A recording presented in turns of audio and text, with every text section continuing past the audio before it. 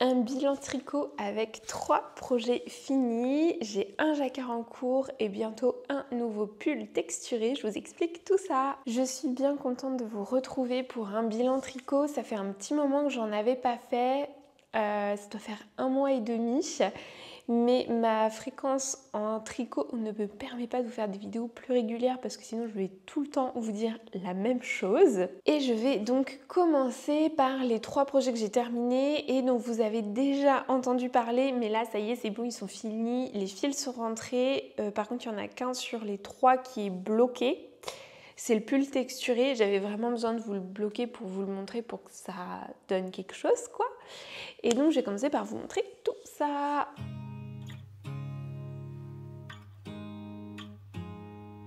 Le premier projet dont on va parler, vous en avez déjà entendu parler plein de fois.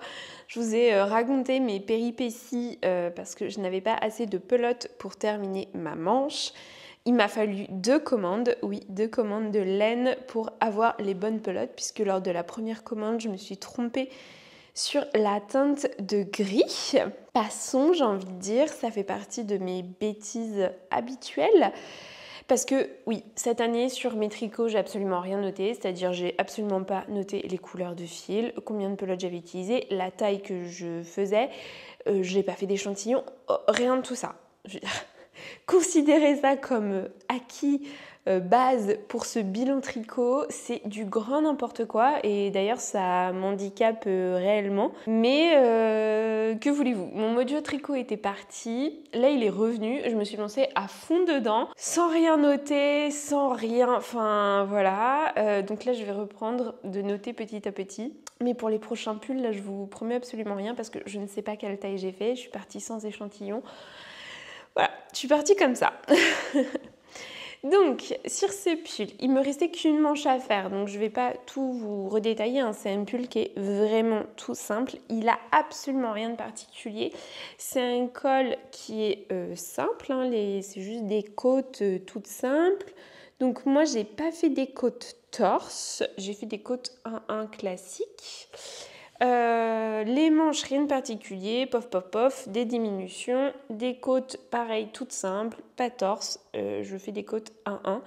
J'aime bien le rendu des côtes torse, mais je sais pas. En fait, je trouve que ça fait tout de suite beaucoup plus raffiné, beaucoup plus tendu, et je trouve que c'était pas le style que je voulais donner à ce pull. Dans le patron, il propose pas hein, les côtes torse, mais c'est régulier que je change les côtes.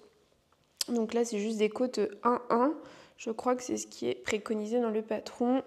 Les 2 manches, c'est pareil, diminution et un corps tout en jersey. Donc c'est vraiment un tricot zéro cerveau. Et ça, moi, franchement, j'apprécie beaucoup. Et à la fin, pareil, des côtes toutes simples. Donc vraiment, il n'y a pas grand-chose à dire sur ce pull. Je ne l'ai pas encore bloqué, je vais le faire. Et c'est le premier d'une longue série de pulls basiques dans des couleurs neutre, enfin passe-partout quoi. Donc le prochain je pense que je vais me faire en noir, il m'en faudrait un en blanc et cru, un en beige, voilà. J'ai envie d'avoir une petite série de pulls comme ça dans toutes les couleurs, déjà pour ma garde-robe et ensuite parce que là vous allez le voir, je me suis relancée dans des jacquards et dans des pulls texturés de folie, je vais vous montrer tout ça juste après. Et c'est vrai que couper ces projets-là par un projet zéro cerveau qui avance, juste tu prends tes aiguilles, tu tricotes, il n'y a rien à faire, c'est quand même très agréable pour moi. Je sais qu'il y a des tricoteuses qui n'aiment pas ça, moi j'adore ça, c'est hyper satisfaisant je trouve. Donc voilà. Celui-là, il va partir au blocage. De toute façon, vu les chaleurs qu'on a, je ne vais pas le mettre tout de suite. Mais c'est le premier d'une longue série et j'espère qu'ils seront tous aussi réussis que celui-là, même si je n'ai absolument aucune idée de la taille que j'ai réalisée. Je pense avoir un tout petit peu surtaillé. Donc voilà, bon, à voir, je verrai bien pour les prochains. Le deuxième projet dont je vais vous parler, c'est pareil, vous avez dû le voir dans mon dernier bilan tricot. et je sais plus si je l'avais terminé. Donc je vous le représente rapidement au cas où. Comme ça, on repart sur de bases saines. Je vous ai tout présenté et on repartira avec mes petits projets en cours du moment. Donc c'est un... Je ne me souviens plus du modèle, je vous l'aurais mis avant normalement. Donc là, on est pareil sur la même dynamique. C'est une pull tout simple. Il n'y a vraiment pas de jacquard, pas de point texturé, rien.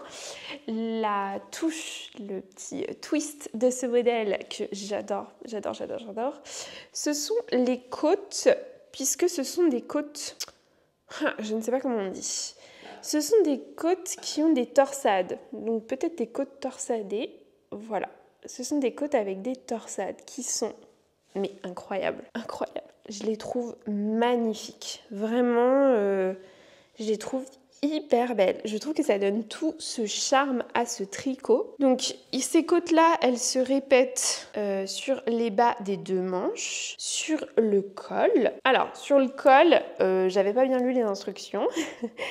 Et du coup, j'ai pas fait les torsades comme il fallait. Franchement, de loin, quelqu'un qui n'y connaît rien le sait pas. Moi, je le sais. Mais j'ai mal lu, voilà, j'ai pas fait le nombre de rangs qu'il fallait entre chaque torsade, donc évidemment ça peut absolument pas donner la même chose, donc ne vous faites pas avoir comme moi, respectez bien, lisez bien surtout, parce qu'en fait moi c'est juste que j'ai mal lu. Donc ces côtes torsades, on en a sur les manches, on a dit sur le col et sur le bas du corps. Je pense qu'elles sont un peu mieux réalisées sur le bas du corps. Je trouve ça trop kiki. Franchement, c'est trop mignon. Ça donne un charme à ce modèle qui est incroyable. Et le deuxième point, c'est qu'on a ce col qui est montant. Et il est pile de la bonne hauteur, je trouve. Il n'est pas roulé. Ça fait pas cette sensation un peu hiver. Ça fait juste montant, un peu classe et tout. Franchement, j'aime beaucoup.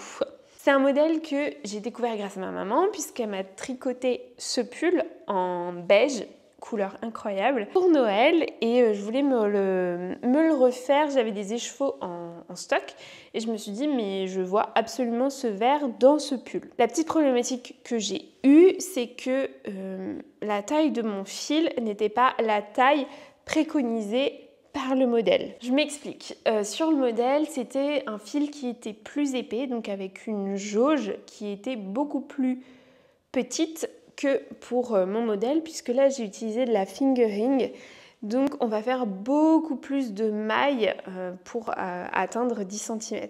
Ce qui fait que j'ai dû obligatoirement, là c'est obligatoire, vous ne pouvez pas y couper. Si jamais vous changez comme ça la taille de laine vis-à-vis du modèle, vous êtes obligé, mais vraiment obligé de faire un échantillon pour pouvoir calculer comment adapter votre patron et comment adapter au niveau des tailles, au niveau des hauteurs et tout ça. Normalement, on est censé faire un échantillon à chaque tricot. Moi, honnêtement, je le fais pas, je vais à l'instinct, mais vraiment, je vous conseille de faire un échantillon, c'est vraiment quand même beaucoup mieux pour vous. Après, vous pouvez prendre des échantillons sur des pulls qui sont déjà tricotés. On va en parler juste après. Ça m'arrive, par exemple, le pull gris que j'ai tricoté, c'est de la Lima de Drops, donc la prochaine fois que j'utilise de la Lima, j'ai cet échantillon, enfin j'ai ce pull que je peux mesurer et ça me donne mon échantillon parce que j'ai pas trop changé ma façon de tricoter depuis ce pull et donc ça me fait quand même une base de référence. Peu importe, revenons à ce pull. Donc j'ai dû faire un échantillon. Donc ce que j'ai fait, vraiment c'est tout simple, accrochez-vous, c'est tout simple. Donc ce que j'ai fait, c'est que pour ce pull, pour savoir quelle taille j'allais réaliser, comme ma laine était plus petite que la laine proposée par le patron, je savais qu'il fallait que je prenne une taille plus grande pour que ça fasse ma taille à moi. Pourquoi ? Parce que, par exemple, quand on tricote avec de la laine toute fine, comme ça là, de la fingering, pour faire 10 cm, vous allez mettre par exemple 30 mailles. C'est des exemples, enfin c'est un chiffre au hasard que je dis. Donc pour faire 10 cm, vous allez mettre 30 mailles. Avec une laine plus grosse, donc 2 fois plus grosse, sur 10 cm, vous allez peut-être mettre 20 mailles ou 15 mailles. Donc vous n'allez pas mettre le même nombre de mailles pour arriver à 10 cm. C'est ça qui compte en fait. Parce que plus vous mettez de nombre de mailles pour arriver à 10 cm, plus il va vous en falloir, donc plus il va falloir une grande taille pour faire tout le tour de votre buste et de votre bras et voilà, de tout votre corps, quoi. Donc ce que j'ai fait moi, c'est que j'ai fait mon échantillon et j'ai regardé combien j'avais de mailles par rapport à ces 10 cm là. Donc je sais plus combien j'en avais, mais mettons que j'en avais 30. Et le patron dit tu dois avoir 20 mailles pour 10 cm. Donc vous faites un petit produit en croix pour savoir de combien de mailles il faut... comment expliquer ça? Putain, pourtant c'est pas difficile quoi. Bon, je vais remettre les mots dans l'ordre. Bon, j'ai pris mon cahier, j'ai écrit, c'est plus facile. Je vous le réécrirai quelque part. En gros, comme pour 10 cm, le patron demandait 20 mailles par exemple. Et moi, pour 10 cm, j'avais 30 mailles. J'ai fait le nombre de mailles que j'avais, soit 30, divisé par le nombre de mailles demandées, soit 20. C'est un exemple au hasard. Je rappelle, ce qui donne 1,5. Donc en gros, comme c'est 1,5, le 5, ça veut dire que j'ai 50% de mailles en plus que ce qui est demandé par le patron. Donc moi, j'ai pris la taille que j'aurais fait initialement. Donc comme je fais 92 de tour de poitrine, je ne sais plus quelle taille, mais mettons, je ne sais pas moi, la taille 100 cm. Donc vous faites votre taille en nombre de centimètres fois 1,5. Donc par exemple 150 cm. Et là vous regardez, 150 cm, ça tombe sur quelle taille? Et là vous vérifiez avec votre nombre de mailles, mais normalement ça doit coller. Ça veut dire que vous faites 50% de mailles en plus que ce qu'il faut. Voilà, donc quand vous faites du nombre de mailles en plus, il faut prendre une taille plus grande puisque vous allez mettre plus de temps à faire le tour, donc il vous faut une taille plus grande. Si j'en avais eu moins, j'aurais dû réduire ma taille. Voilà, par exemple, j'avais eu l'inverse. J'avais eu 20 mailles et on m'en demandait 30. J'aurais dû réduire ma taille. Vous voyez? Je ne sais pas si c'est très clair ce que je suis en train de raconter. Hein.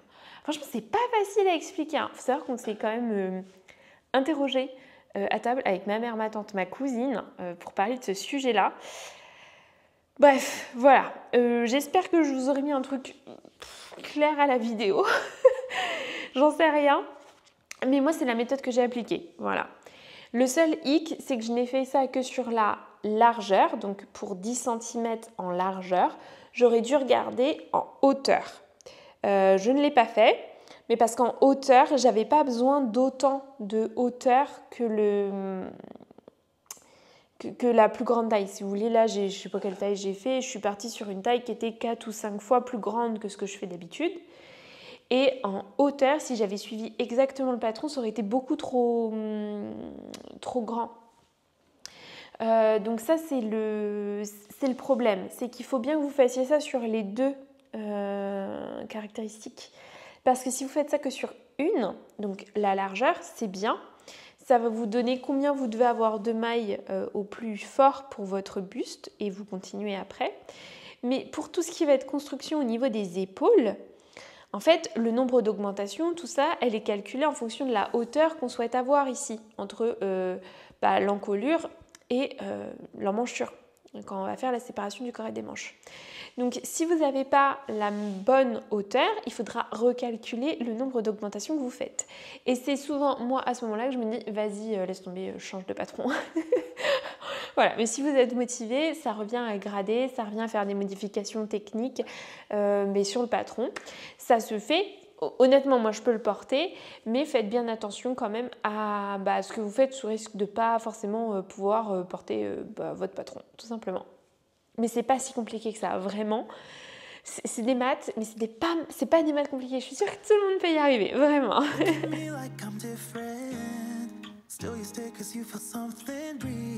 On passe à celui qui est fini il y a peu de temps, vraiment. Je l'ai fini hier, avant-hier, et je l'ai bloqué. D'ailleurs, il est encore un tout petit peu humide. C'est mon Salty Days Sweater. Je ne connais plus le nom de la créatrice, je vous l'aurais écrit de toute façon. Qui est un superbe pull texturé, vraiment superbe. Je vais vous le montrer. Attendez que je trouve l'endroit, voilà. Donc moi je l'ai fait dans un coloris rouille qui est de la Lima de Drops, qui est vraiment rouille. Je pense que vous le voyez un peu plus Pepsi à la caméra que ce qu'il n'est en vrai. Donc c'est un pull texturé avec différents points en fait tout le long du pull qui rythme extrêmement bien le tricot. Donc on a un col. Alors le col, il faut que je le rabatte comme ça. Je ne l'ai pas encore fait. Voilà, faut que je le rabatte. Donc on a toute une partie de côte 2-1, donc 2 mailles envers, une maille endroit. Ensuite, on a une petite bordure qu'on va retrouver fréquemment qui est avec des petits... comment ça s'appelle? Des petits jetés. Avec des jetés, voilà. Ensuite, on a un premier diagramme, notre petite bordure, un deuxième diagramme, donc des torsades. Encore notre petite bordure, un troisième diagramme, notre petite bordure. Et on retrouve nos côtes 2-1, la petite bordure et les côtes finales. Voilà. Donc le dos, c'est la même chose. Et sur les manches, ce ne sont que des côtes 2-1. Pareil, c'est des côtes 2-1. Alors on voit moins bien sur les manches, mais ce sont bien des côtes 2-1. Et au bout de la manche, vraiment au bout de la manche, là, on a la petite bordure, le diagramme le même que le premier sur le corps, hop, la petite bordure et les côtes finales. Vraiment, ce patron, c'est une pépite, il est incroyable. Si ce genre de pull, vous aimez ce genre de pull, je vous conseille ce patron parce qu'au niveau de la construction, de l'explication, il est complètement dingue. Je pense que c'est l'un des patrons les plus... j'allais dire les plus beaux, mais c'est pas le terme. C'est un des patrons les mieux écrits que j'ai pu voir et à mon sens, ils devraient tous être écrits comme ça. Vous pouvez pas vous perdre dans ce patron, c'est pas possible. Tout est noté, rang par rang, combien vous avez de mailles à la fin de chaque rang, le nombre de répétitions, enfin vraiment c'est incroyable. Et tout est schématisé, elle vous explique tout. D'habitude, j'ai toujours du mal à savoir quand on parle épaule gauche, épaule droite, est-ce que c'est quand on regarde, est-ce qu'on le met sur soi, machin, tout ça, enfin bref, je sais jamais. Là, c'est extrêmement bien expliqué, vraiment, le travail est dingue et je trouve que ça mérite sa reconnaissance. Et pour le coup, si jamais vous débutez dans le tricot ou si vous n'avez jamais fait de pull texturé comme ça et que ça vous plaît et que vous avez envie d'en faire, je vous conseille vraiment, vraiment, vraiment ce patron parce que là, vous ne pouvez pas vous planter, quoi. Il n'y a pas de question de savoir « Ah oui, mais du coup, je ne comprends pas et après, j'enchaîne comment et tout. » Non, c'est hyper bien expliqué. Alors, pour le coup, il y en a des pages de patrons, il ne faut pas se perdre dedans. Vous notez exactement à quelle page vous en êtes tout le temps, enfin à quel rang, quelle page, tout ça. Vous comptez combien vous avez fait de répétitions. Et là, c'est impossible de se tromper. Vraiment, c'est impossible. La construction au début, moi, je l'aime bien. Elle peut paraître un petit peu longue parce qu'en fait, on commence dans le dos. Je vais essayer de vous montrer. Vous voyez, on commence dans le dos. Donc, on va venir faire nos côtes. Et après, on va venir relever hop, le long de cette bordure. Et après, on va venir relever le long de l'autre bordure. Donc en fait, le devant, il vient du dos. Enfin, on construit l'épaule à partir du dos. C'est hyper bien pensé. Ce patron est incroyable. J'hésite même à le refaire dans une couleur plus claire. Un beige, en écru. Parce qu'il est vraiment très joli et je trouve que alors là ça va, la couleur est foncée. Je pense qu'il ne faut pas plus foncé que cette couleur-là pour bien voir les motifs. C'est vrai qu'avec une couleur beaucoup plus claire, on les verrait mieux. Mais il est incroyable. Vraiment, il est incroyable. Donc je ne l'ai pas essayé là depuis que je l'ai bloqué. Je l'ai bloqué hier. Il est un tout petit peu humide sur le dos, sur la partie qui était au sol. Donc je vais continuer de le laisser sécher. Je pense qu'il a pris un tout petit peu en taille. Et d'ailleurs, ma Lima, là, l'eau, elle était de cette couleur-là après. Donc ça a vraiment dégorgé la couleur. Donc ça me fait un petit peu peur pour le jacquard que j'ai après. Vous allez voir, c'est une couleur foncée avec une couleur claire en Lima. Donc j'ai un tout petit peu peur que ça dégorge également sur ma couleur claire et qu'elle ne reste pas claire. Si vous avez des astuces là-dessus, dites-moi, on va en parler avec mon jacquard. Franchement, dingue. J'ai pas de mots, le patron est incroyable, le résultat est top, moi je l'aime beaucoup. Je suis en train de regarder d'autres patrons de la créatrice parce que si tous ces modèles sont aussi bien expliqués, franchement elle vaut le coup, ça vaut le coup de lui acheter des patrons, de lui donner de l'argent, de la soutenir parce qu'elle fait vraiment un travail de dingue quoi. Et je l'aime trop ce pull, je l'aime trop.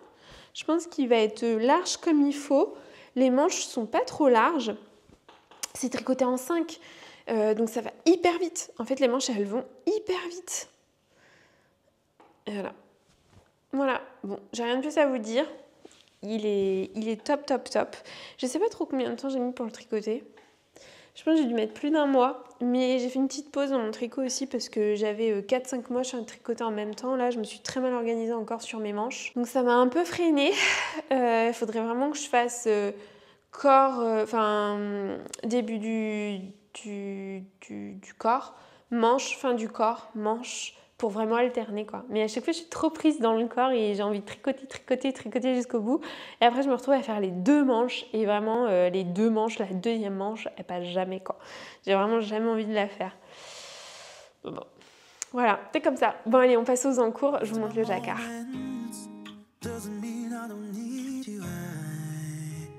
Il fait chaud, c'est l'été, mais c'est les JO et comme il fait chaud, j'ai pas envie de bouger du canapé.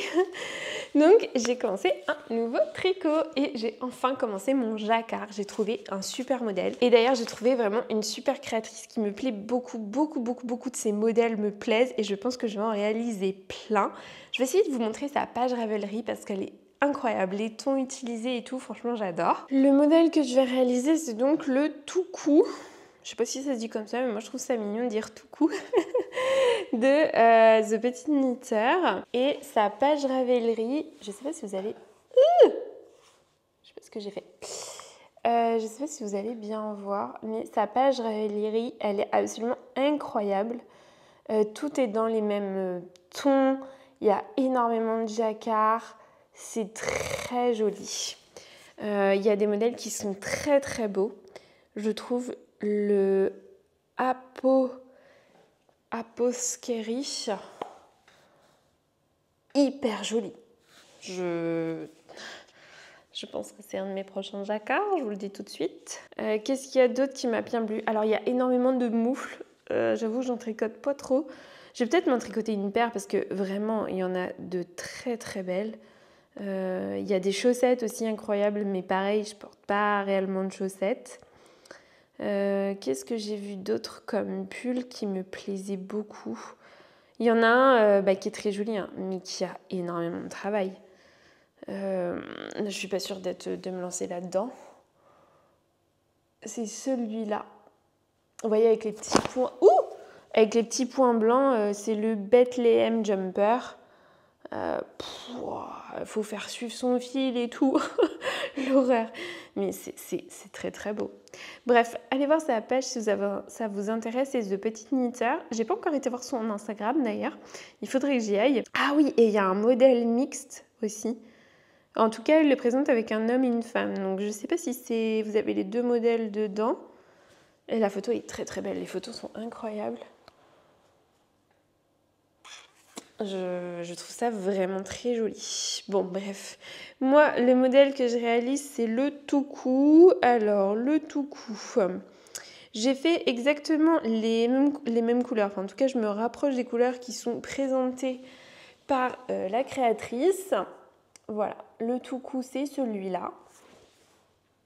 Donc, tout un yoke en écru et le reste du corps tout simple. Mais quand j'aurai fini ce yoke, ce sera le gros bonheur. Il y a 60 rangs de jacquard. Je ne sais pas si j'ai déjà fait un jacquard aussi important que celui-là. Franchement, j'en sais rien. Alors, je l'ai commencé hier, vraiment tout début d'après-midi, pendant la superbe finale de judo par équipe, où je me suis arrêtée de tricoter tellement la finale était prenante au JO. Donc, je le fais en lima de drops et c'est là où je vous disais, j'aurais un tout petit peu peur à la fin quand je vais le bloquer parce que j'ai peur que le marron déteigne sur mon blanc écru là. J'espère que ça fera pas ça. Peut-être que je mette une lingette anti-décoloration, enfin là, vous savez, anti-stop color dans mon bain. Je sais pas trop, j'ai jamais fait ça encore. Je suis pas très expérimentée en jacquard, j'en ai pas fait énormément. Ce que j'ai fait, c'était vraiment il y a quelques années, et là, je sais pas, je me prends une passion pour le jacquard, même si c'est extrêmement long à tricoter, pardon. Mais j'ai fait un rang en, je sais pas, 30 minutes, et j'en suis qu'au tout début, donc j'ai pas beaucoup de mailles. Alors, les couleurs que j'utilise, donc en lima, la écrue, c'est la 90-25. Et pour la marron, c'est la 90-26. Et ensemble, ça donne ça. Voilà, donc je pense que je me rapproche plutôt bien du modèle. J'ai commencé donc hier, ça se tricote de haut en bas. De toute façon, tous les modèles que je fais se tricotent de haut en bas puisque je n'aime pas tricoter des bottom-up, donc du bas vers le haut. Je déteste ça. Je tricote du haut vers le bas, donc voilà. Donc j'ai fait mes petites côtes.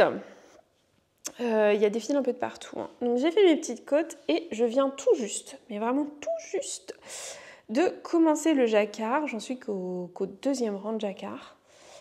Hop, voilà. Donc j'en suis vraiment au tout début. Et derrière, pour l'instant, ça donne ça. Voilà. J'essaye de faire très attention à derrière, à la tension du fil. Je pense que c'est aussi pour ça que je mets beaucoup de temps, parce qu'à chaque fois je regarde comment mon fil a été tiré et tout, et je pense que je tricote un chouï serré. Il faudrait que j'arrive à me détendre un peu sur le sujet pour laisser un petit peu plus de place. Là j'ai peur d'avoir tricoté un peu serré. Alors, il y a des rangs où il faudra faire suivre son fil. Donc il y a un diagramme qui est plutôt bien fait, et il y a des rangs où il n'y aura que du marron. Quand on aura fini une partie des fleurs, après il n'y aura que du marron, puis d'autres fleurs que du marron, d'autres fleurs que du marron. Donc sur ces rangs de marron, à chaque fois il y en a deux pour faire une sorte d'intercalaire. Je couperai mon fil blanc, je ne vais pas le faire suivre sur deux rangs complets de ma couleur principale. Ça, je ne vais pas le faire. Par contre, il y a des rangs où il faudra absolument faire suivre son fil, puisque moi, je fais toutes les 3 mailles. Je fais suivre toutes les 3 mailles. Donc, si j'ai 4 mailles de marron à faire, puis une maille d'écrue, je fais suivre mon fil au milieu à 2 mailles. Parce que je trouve que 4 mailles, c'est trop. C'est-à-dire que, comment je peux vous expliquer ça simplement? Je sens que c'est pas clair dans ce que je suis en train de dire. En gros, vous voyez là, entre les deux petites pointes blanches, il y a 3 mailles de marron. Donc là, je ne fais pas suivre mon fil. C'est-à-dire que je tricote mes 3 mailles marron, puis je tricote ma maille blanche, puis mes 3 mailles marron, puis ma maille blanche, puis mes 3 mailles marron. Je fais ça. S'il y en avait eu 4, 5, 6, beaucoup plus, entre les deux petites pointes, s'il y en avait eu 4, j'en aurais dit tricoter 2 marrons. J'aurais tourné mes fils pour que mon fil blanc il soit pris dans le marron, puis j'aurais refait 2 mailles marron. Et là, j'aurais tricoté ma maille blanche. Ça permet que derrière, vous n'ayez pas un fil blanc qui fasse 5 mailles comme ça, 6 mailles, 7 mailles, tout droit. Ça permet de venir le bloquer un peu comme ça, de venir le bloquer à certains passages pour qu'il suive en fait. C'est vraiment ça, suivre son fil, c'est vraiment...